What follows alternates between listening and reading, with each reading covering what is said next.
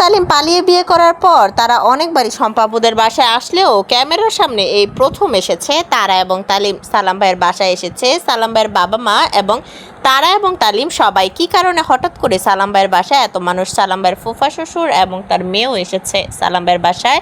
মূলত একটি অনুষ্ঠান করা হয়েছে এবং ঘরোয়াভাবে কিছু লোকজনকে খাওয়ানো হয়েছে। সেটা মূলত আকিকা বা মুন্সি এই ধরনের কথা বলে থাকে গ্রামাঞ্চলে বা মিলাদ। তবে সালাম ভাইয়ের বাসায় এই মিলাদের প্রধান কারণ ছিল তারা এবং তালিম সবাইকে একসাথে দাওয়াত করে খাওয়ানো। তবে তারা এবং তালিম এবার প্রথমবার বিয়ের পর সালাম ভাইয়ের বাসায় এসেছে। আপনারা অনেকেই জানতে চেয়েছিলেন তারা কি প্রেগনেন্ট কিনা। তো বর্তমানে সালাম ভাইয়ের একটা ভিডিওতে দেখা গেছে যে তারাকে বলতে যে সে তাদের ফ্যামিলিতে নাকি নতুন অতিথি আসছে।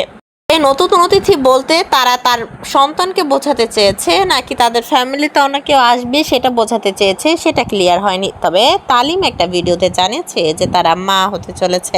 আপনারা হয়তো বা অনেকেই জানেন যে শম্পাপুদের বাসায় তারা এবং তালিম যখন ছিল অনেকেই জানেন তালিম হয়তো বা সিঙ্গেল, কিন্তু না, তালিমের কিন্তু আগেও একটি বিয়ে হয়েছে এবং সেই ঘরের একটি মেয়েও আছে। বর্তমানে তাদের সাথেই মিলেমিশে থাকছে তারা জানিয়েছে তালিম তাকে ঠকিয়েছে। তারা জানিয়েছে তালিম তাকে ঠকিয়ে তাকে কাছে সব কিছু গোপন করে তারপর তারাকে বিয়ে করেছে তালিম। কিন্তু বর্তমানে সালাম ভাইয়ের মেয়ে আয়াত তারা এবং তালিম দুজনকে পেয়ে অনেক বেশি খুশি। আয়াত যখন তারা চলে গিয়েছিল তখন অনেক বেশি মন খারাপ করেছিল।